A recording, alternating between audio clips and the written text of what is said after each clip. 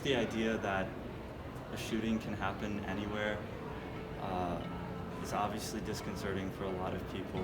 People were definitely shaken by it.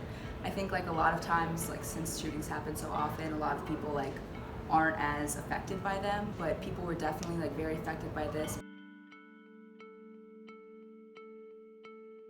Over the past couple of weeks, I've had many phone calls that I've talked with parents who have had very real fears. I'm a parent myself.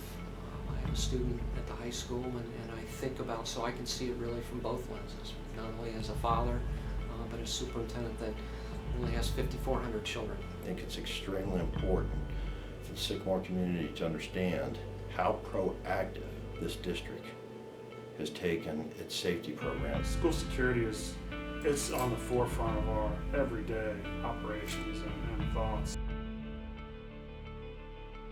We have one of the premier safe and secure school committees. Our relationship with our local law enforcement is by far one of the best in the area. It's not one or two people. We have a meeting of the minds, so to speak, where we all come together, we talk about different issues that the school could have, and collectively we come up with the best game plan. Including mental health issues with students, staff, physical security assessments of buildings. What do we do for an active shooter? In Montgomery and Blue Ash Police Departments, we do our annual active shooter training every year, meaning we go into schools, churches, empty buildings, and we practice our active shooter response. So we put every officer through a scenario. We have a plan in place. We're not going to be so-called winging it when it happens. We've discussed these things. If they're first on the scene, they're going in. They're not waiting on backup. They're not waiting on the SWAT team. They're waiting on the teams to get there. They're moving in now. Annually, we require our staff and our students to go through 3 drills. And essentially, one is a mass evacuation, full evacuation drill that they go to their rally points. And in the event of something like this, they may be separated from a staff member. If they're used to knowing exactly where to go, they're going to go there. the kids get picked up on Sycamore buses and get taken to the Blue Ash Recreation Center, which is our reunification site. So we really want to stress to our parents that if any incident occurs where we tell you to come pick up your children in a mass evacuation situation, do not come to the school. The other drills are tabletop exercises, giving them different scenarios, giving different topics for them to either talk through or to act out. Teachers and students are engaged about it and are discussing what their options are, and that's all we want to do. Plus, I also think it's important as they go through the different safety drills that they understand lockdown. What's going to happen when that door locks, why it's important to be quiet, to pay attention to the teacher and so forth. I am certified in ALICE training. I actually went to the national conference in Nashville.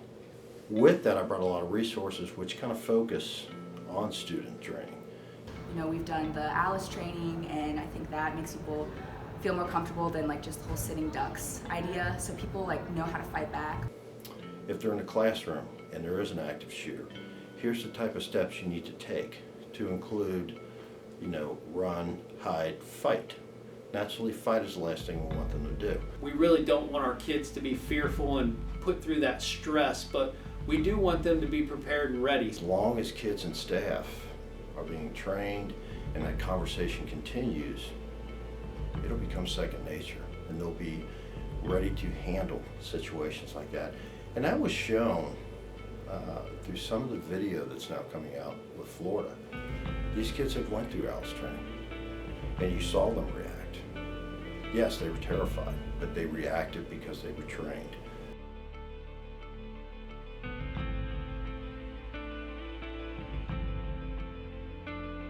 Three years ago, we put in new security entrances at 3 buildings that really didn't have secure entrances.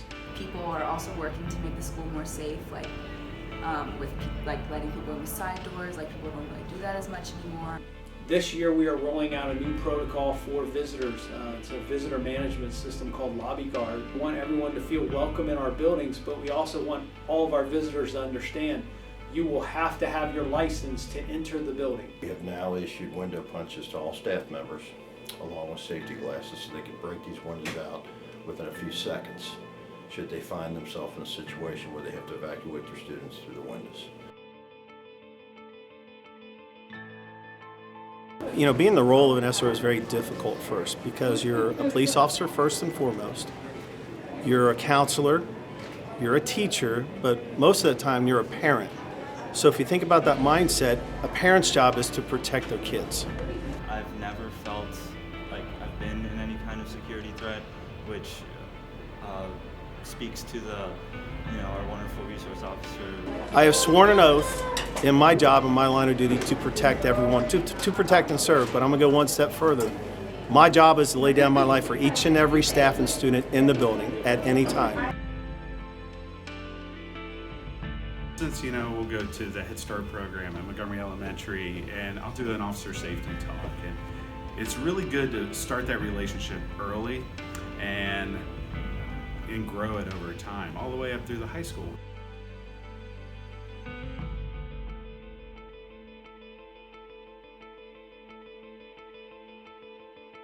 My expectation of the students and staff is if you see something, if you hear something, say something to me.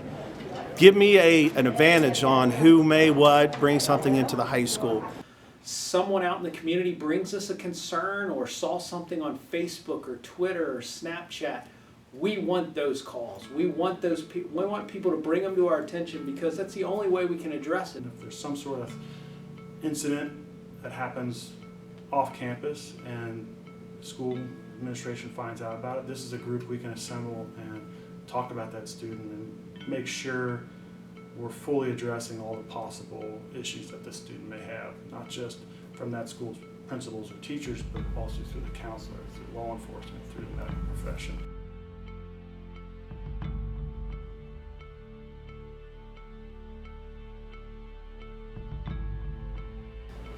Certainly mental health is a critical component in safety and security in our buildings, and we want to make sure that we are, first of all, identifying students that may be struggling with that, but there's a second component to that, making sure that we provide access to support for those students to get them the help that they need. The access to care is really going to be something that can be proactive and preventative. There are a number of students who are coming to our classrooms every single day with challenges that are preventing them from really accessing the curriculum, the activities that they're able to engage in or have the opportunity to engage in, and we want to try and eliminate as many barriers as we can. What has made this time different is that kids are trying to see change and they're advocating action. This isn't just a one-time thing. This is something that we are constantly talking about, we're constantly looking at. I'm retired from the Marine Corps. I have a background in force protection and security. We didn't just wait until we went to combat to prepare for it. It was ongoing.